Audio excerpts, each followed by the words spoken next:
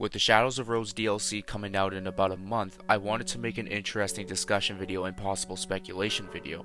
Many people were shocked about Rose Winters being the focus of the RE Village DLC. I actually believe it's a perfect fit, especially now it is known that this will be the final chapter in the Winters family saga. Resident Evil 7 Biohazard had two DLCs with its game, Not a Hero focusing on Chris Redfield and End of Zoe focusing on Joe and Zoe Baker.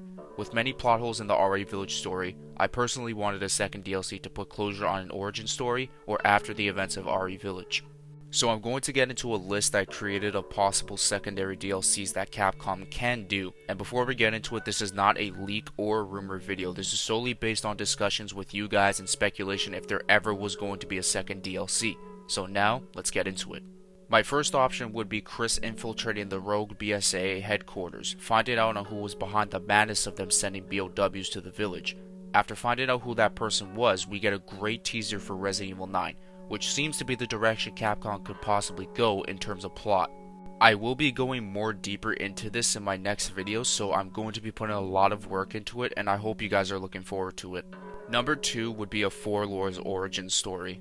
We were able to get an origin story from the Dimitrescu daughters in the story of RE Village, which was really creepy. You guys should look into it. But if we were possibly getting a DLC focused on the Four Lords and their origins, it would be very cool.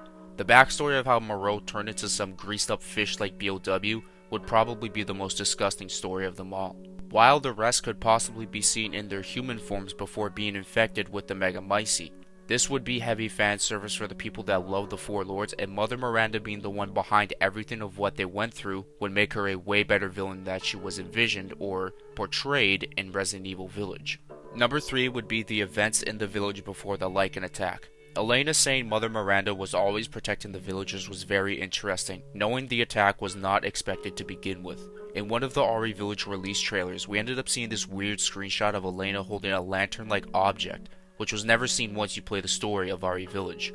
Which most likely means whatever scene that ended up was being cut. Playing as her during the Lycan attack and helping escape with her father would be very cool to see, especially witnessing the terror that the Lycans unleashed by killing every single villager, as we were able to see in this scene with Ethan. This last one is going to be the biggest long shot because I know for a fact it won't happen. But we saw the concept art of Ada Wong in the Ethan Trauma Pack DLC or downloadable pack, whichever it's called, which got fans absolutely outraged for the fact that she didn't make the game. There was a rumor that she was going to be in the game, but developers, I believe, ended up saying that she didn't fit into the story of Ethan, which ultimately got Chris to return in RE8.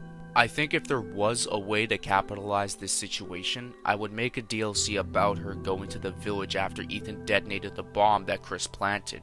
There she can retrieve a sample of the Mutamycete or a Cadeau as she fights through multiple Lycans or BOWs that remain in the village, and also learn the history of the village and Oswald E. Spencer being inspired by Mother Miranda to help create Umbrella.